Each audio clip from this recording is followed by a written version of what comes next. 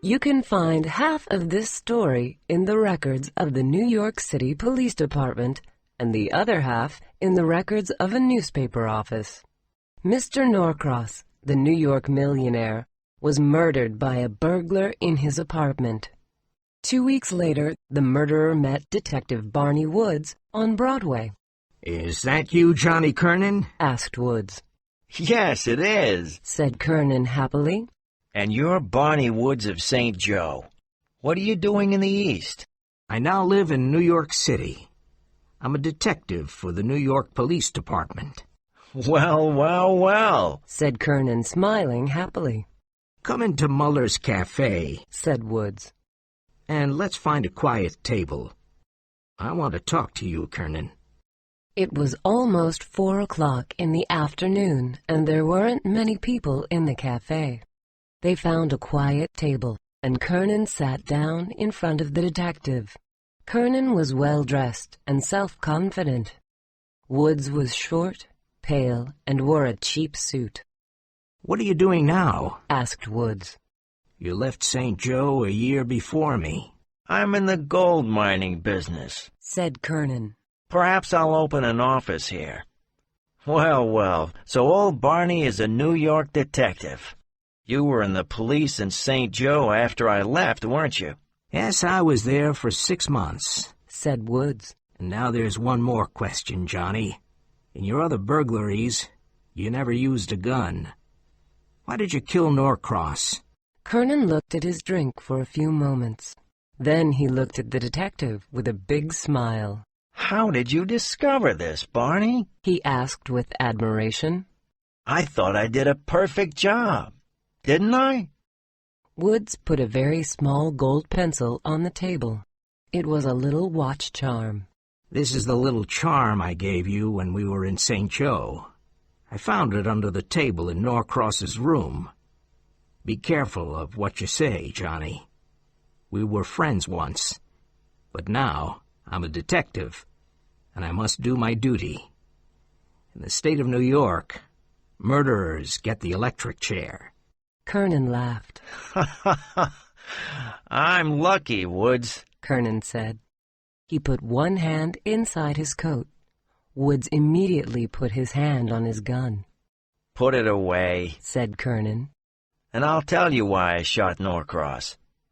The foolish old man came towards me with a gun and started shooting. The old lady was very nice. She just stayed in bed and watched everything. I took her $12,000 diamond necklace, and she said nothing. I think she married old Norcross for his money. There were 6 rings, 2 pendants, and an expensive watch. Everything was worth about $15,000. "Don't tell me all this," said Woods. "Oh, it's all right," said Kernan. "Everything is in my suitcase at the hotel. And now I'll tell you why I'm talking. Because it's safe. I'm talking to a man I know. You owe me $1,000, Barney Woods. You won't arrest me." "I remember," said Woods. "You gave me $1,000. One day I'll pay back the money. The $1,000 saved me. They were putting my furniture out on the street when I got home that night." "You're a good, honest man," continued Kernan. "and you can't arrest me because you owe me money." The waiter came and brought them some drinks. Woods looked at the little gold pencil and said, "I can't arrest you. I didn't pay back the $1,000. It's a bad situation for me. But you helped me once, Johnny, and now I must do the same." "I knew it," said Kernan, smiling. "I can judge men, Woods." "I'm silent only because I owe you money. Otherwise you couldn't escape," said Woods. "I know I couldn't," said Kernan. "That's why I knew I was safe with you." "You see, Kernan, I'm a man first, and then a detective. And now I'll let you go, and I'll leave the New York City Police. I'll probably go and drive a truck. I'll never be able to pay back the $1,000. "Oh, you can keep it," said Kernan. "but I know you want to pay it back one day. I was lucky that you borrowed it. But let's change the subject. Tomorrow, I'm going to the west on the train. I know a place where I can sell the jewels. Have another drink, Barney, and forget your problems. Let's have fun tonight. I'm in the hands of my old friend, Barney Woods. All evening, Kernan told Woods many stories about his successful wrongdoings and clever criminal plans. Woods became very irritated by this vicious man. Be very careful, Kernan. The newspapers could write about the Norcross case again, because there were a lot of burglaries and murders in New York this summer. Kernan suddenly became angry. I don't care about the newspapers. What can the newspapers do? They can send reporters and photographers to the scene of the crime. They can write about it, but they can't catch the burglar. Well, I don't know, said Woods slowly. Some newspapers do very good work.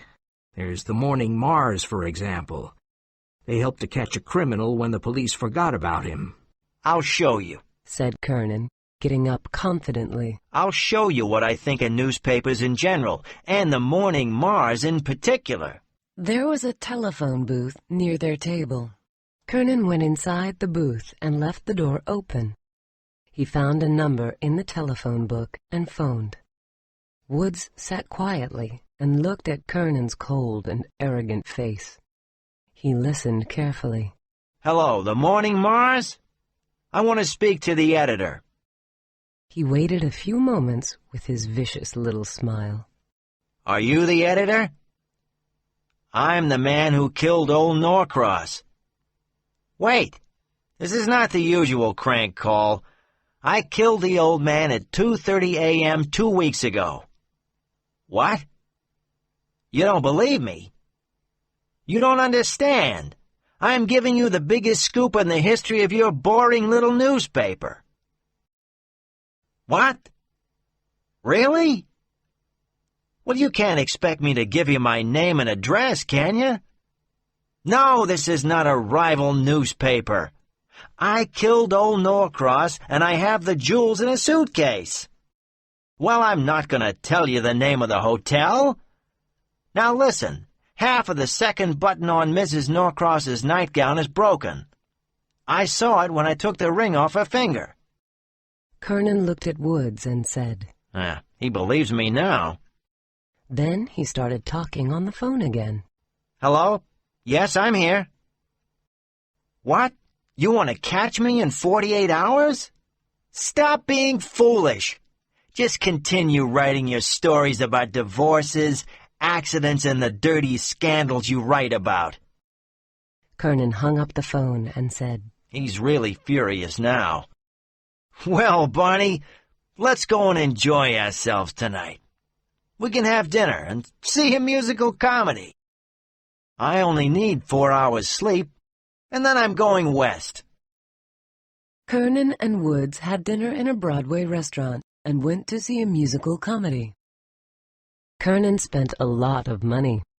At 3:30 in the morning, they went to an all-night cafe. Kernan continued talking in his fast, arrogant manner. Woods listened and thought sadly about the end of his career as a detective. But suddenly, his eyes became bright. I wonder if it's possible, he thought. I wonder if it's possible. Outside, it was early morning. The big city was waking up. Woods could hear the first noises of the day. One of the noises was the cries of the newspaper boys with the latest news, the clarion call. Woods gave 10 cents to a waiter and said, Buy me a Morning Mars, please. When he got the paper, he looked at the first page. Then he took a page out of his notebook and began writing with a little gold pencil. What's the news? Asked Kernan. Woods showed him the piece of paper. Please pay to John Kernan the $1,000 reward that is mine for his arrest. Barnard Woods. You tease them so much on the phone, and they put you on the first page of the Morning Mars. Now, Johnny, you'll come to the police station with me.